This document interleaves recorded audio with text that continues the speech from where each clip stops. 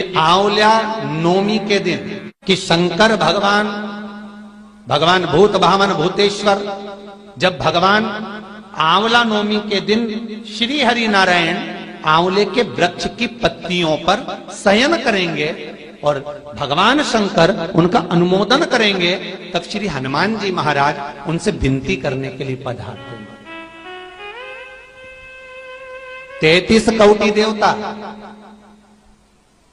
भगवान विष्णु जब शयन से उठते हैं, देवसोनी एकादशी को जब भगवान उठेंगे, नेत्र खोलेंगे, तो प्रथम दर्शन भगवान विष्णु श्रीमद् भागवत कथा, स्कंद पुराण, पद्म पुराण, अग्नि पुराण, जितने भी पुराण उठाना चाहे सारी पुराणों को उठाकर देखना कि प्रथम वर्णन आपको मिलेगा कार्तिक महत्तम का कि भगवान नारायण सर्वप्रथम जब नेन खोलते हैं अपनी देव सोनी एकादशी से सोकर देव उठनी एकादशी पर जब उठते हैं तो भगवान नेत्र खोलकर सबसे पहले किसका दर्शन करते हैं? किसका दर्शन? स्कंद पुराण कहती है, विष्णु पुराण कहती है कि भगवान नारायण जब नेत्र खोलते हैं तो खुद की अर्धांगिनी लक्ष्मी भी नहीं, महाराज ब्रह्मा आदिक देवता सब खड़े, पर भगवान नेत्र नहीं खोलते। कब तक? जब भगवान शंकर अपने ही मुख से भगवान श्री हरि का गुणगान नहीं गाते, डमरू का नाद नहीं। आंवला नवमी का आप लोग साधना करते होंगे। जब कार्तिक के महीने में आंवला नवमी का व्रत आता है तो जो उपास नहीं भी रखते हो, जो पूजन नहीं भी करते हो, उनसे मेरा निवेदन है कि स्कंद पुराण में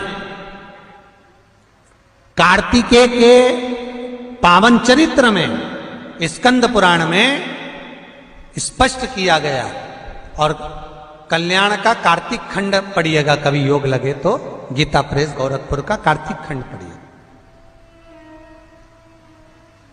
आप पढ़ेंगे तो उसमें मिलेगा आपको कि आंवला नवमी के दिन आंवले के पेड़ के नीचे घी का दिया लगाकर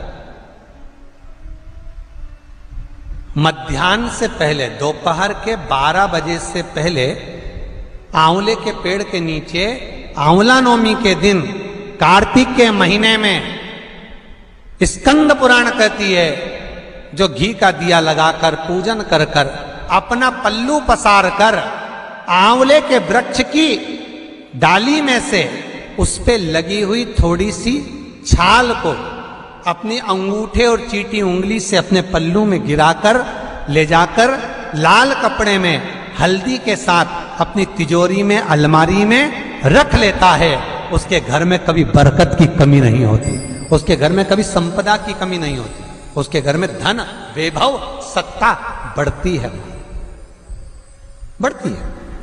आंवला नवमी की कथा में एक प्रसंग आता है।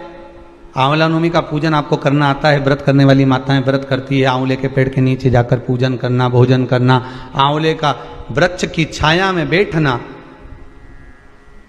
उस दिन किसी को अपशब्द ना कहना, आंवले की पूजन कर कर अपनी झोली को पसार कर चीटी उंगली और अंगूठे से आंवले की छाल को थोड़ा सा पल्लू में गिरा लेना, उस छाल को ले जाकर अपनी बरकत में, अपनी अलमारी में, अपनी तिजोरी में रख देना। यह आंवला नवमी की पूजन का विधान है, संपदा के।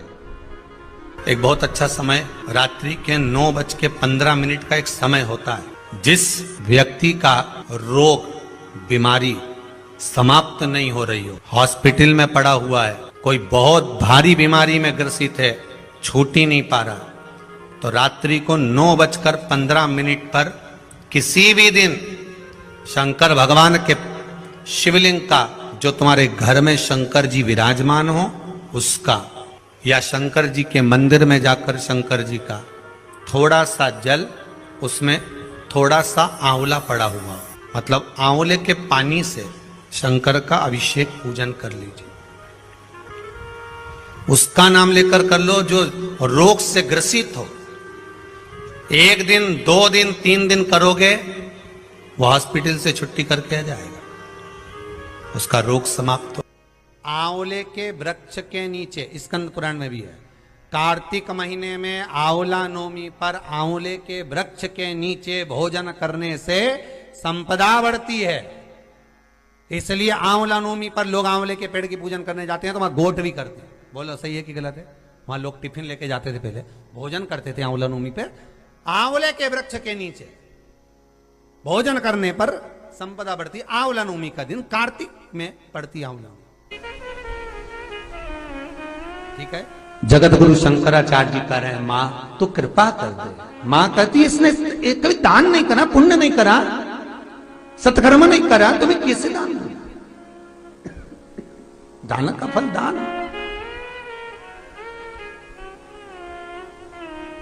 कैसे दूं मैं?